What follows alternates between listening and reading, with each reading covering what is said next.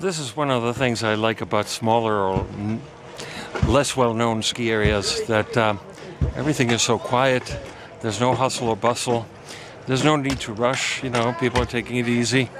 And it's a beautiful sunny day.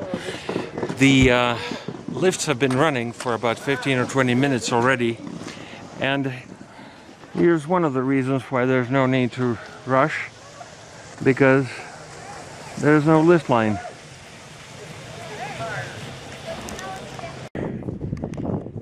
We have no crowds, very reasonable prices. I think I paid $47 today. Why pay double or triple that at other ski areas, only to stand in long lines and have all the powder cut up for you? Over here, there's not that many powder skiers at all. In fact, there's not many skiers at all. There's the two chairs in front of me are empty. Want some challenge? Yeah, this is quite a challenging mogul field. 1,240 vertical feet. Now, how much is that exactly? Something comparable that most of us know about in Oregon anyway, is the Anthony Lake ski area, which also has one main lift that goes top to bottom. So in that way it's kind of comparable. But Anthony Lakes has 900 vertical feet, whereas this is 1,240. So that means 340 vertical feet more than Anthony Lakes. So imagine Anthony Lakes, and then imagine another hill on top of Anthony Lakes that's 340 vertical feet tall. How much is that? Well, let's say, average it out, let's say that's about 10 feet per story in a building. One story is about 10 feet, floor to ceiling. And so 340, that would be 34 stories high. So imagine a hill that is about 34 stories high.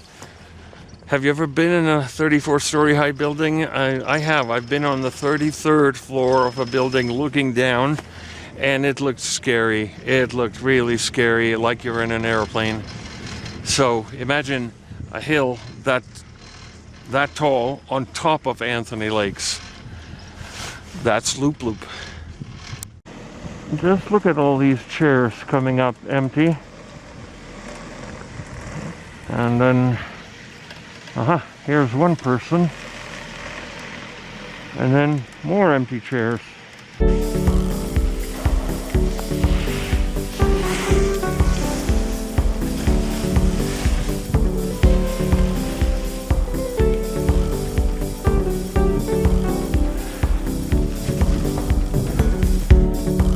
This is supposed to be a blue run, but boy, I think it's steep.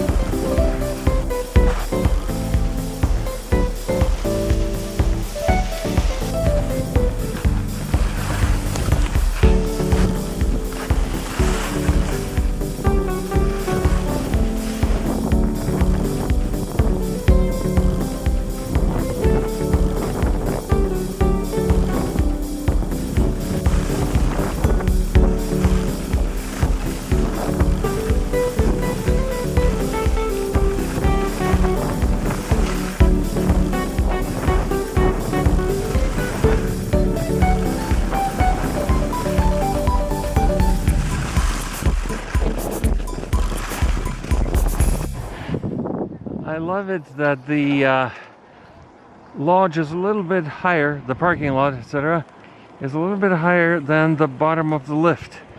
So people can actually ski down to the lift. Yeah.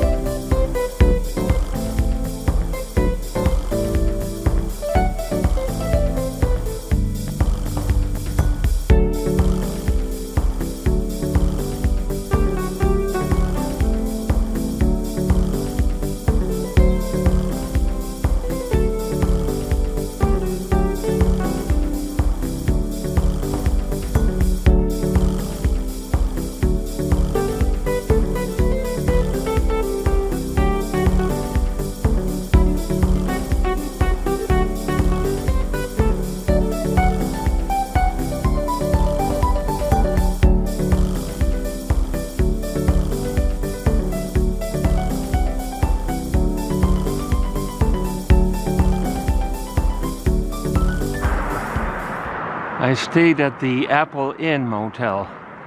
Very nice place, actually. From the outside it looks like an ordinary motel, but man oh man. And it has this new electronic entry that you just...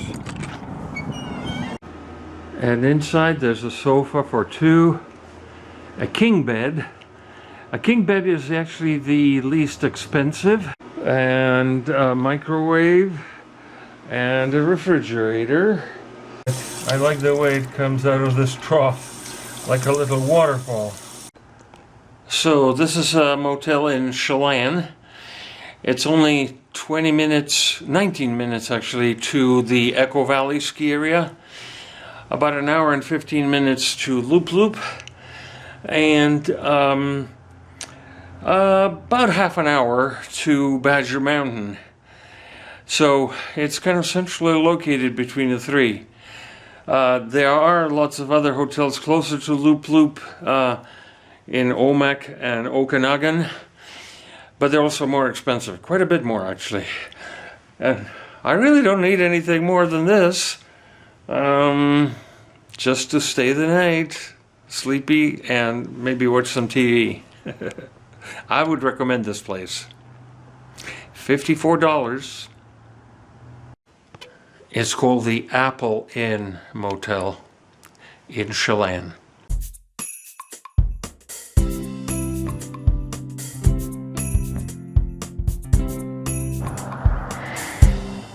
The hills around Chelan Lake sure look like ski areas. They're not, but they look nice, very wonderful. Very skiable, it seems, if only there was an easy way to get up to the top.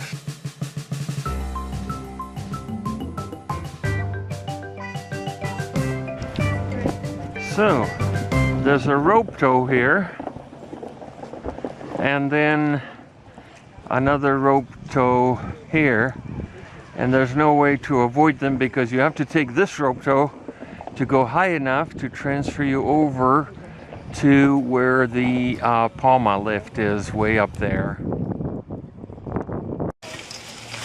We don't have to go up there. So, this is where Chelan learns to ski, Echo Valley. It's only about 10 or 12 miles from the town.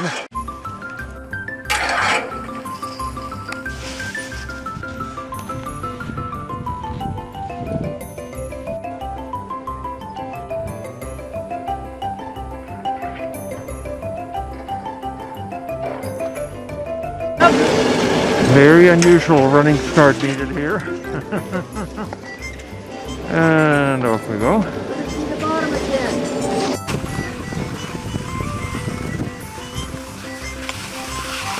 Yeah, this snow will not last very long. Ooh, look at it here. Yeah. One more weekend.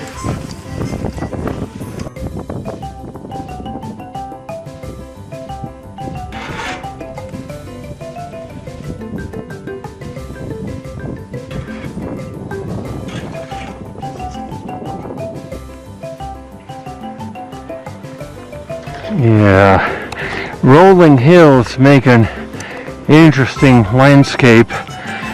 A few trees, that's nice to turn around.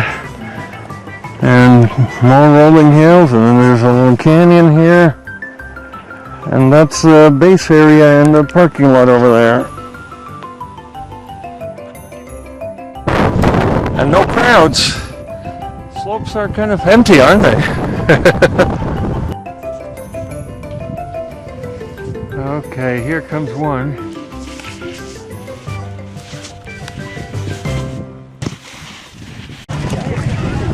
Three buildings. Tickets, lift tickets, rentals,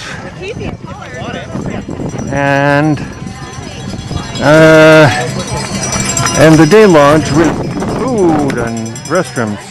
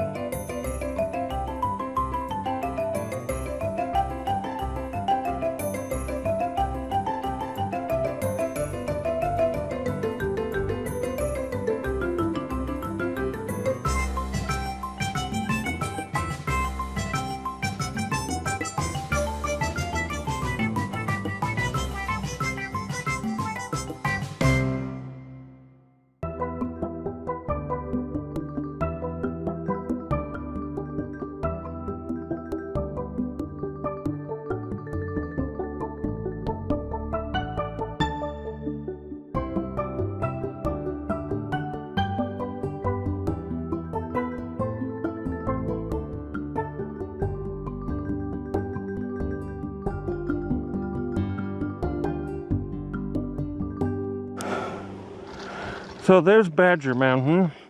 There's a T-bar there, and currently there's nobody on it. It's already like 11:30 a.m. The ski area opens at 11. Very unusual. And then, well, this is a little mogully here, and a little cut up here, and there's the lodge. And there's no access road to that lodge. You pretty much have to get on the ski lift, go up, then come down and buy your ticket there. So lift tickets are only $10. It's also right on their website. They advertise Badger Mountain, the cheapest place to ski in the United States. $10 all day. That's the good news. The bad news is, oh, I don't know where to begin. First, from the parking lot, you have to climb a hill. Then you have to climb down here, get your ticket. Then there's no easy way back to the T-bar. First, you have to take this rope tow here. Take the rope tow to the top, quite a steep rope tow. And then from there, you can then skedaddle down to the T-bar, which is far, far over there. Also, most of the trails are really challenging, like blacks, ungroomed, moguled, you name it. See, that guy there's traversing it. It would be great to come here on a powder day, yes. Today's cold, so you might think it'd be good. However, it's been warm for a few days before this, and so a lot of this is kind of semi-melted and then refrozen, and now it's just rattly, solid ice kind of thing. Not a very good thing. But you know, on a good powder day, I would come here, yes. This has some fun runs up there. Unfortunately, there's only one green run, and even that is kind of like pretty darn narrow and not easy. Plus, it brings you back down to the rope tow. So there's no way of avoiding the rope tow here. At least at Echo Valley, you could just stay on that Palma lift and just ski it all day long, which is what I did. But here, you got to take a rope tow back to the T-bar. Rope tow back to the T-bar. Unless you take that one single very steep trail that goes right by the T-bar. That's the only way to avoid the rope tow. For most people, the T-bar is self-served. See, they just grab it as it comes by. And here goes one. And off we go.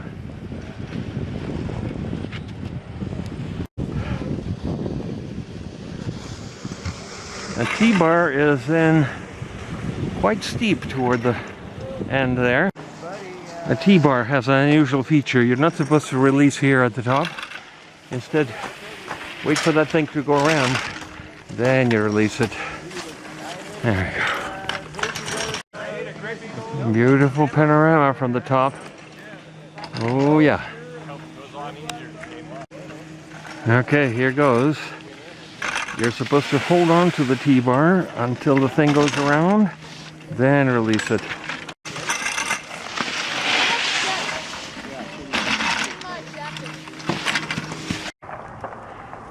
So this is the hill that everybody has to climb before you can get to the T-bar, which is kind of way behind this ridge.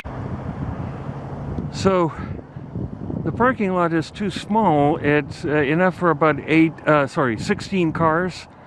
So a lot of people have actually parked by the highway. They also say that there's a parking lot higher up there, but quite frankly, I didn't see it. I drove for miles up that road and nothing. Unusual ski area, that's for sure, in several ways. I mean, the parking situation, having to climb the hill, very challenging terrain, especially when it's all icy like today. And then there's a unusual self-serve tea bar and an unusual loading situation too.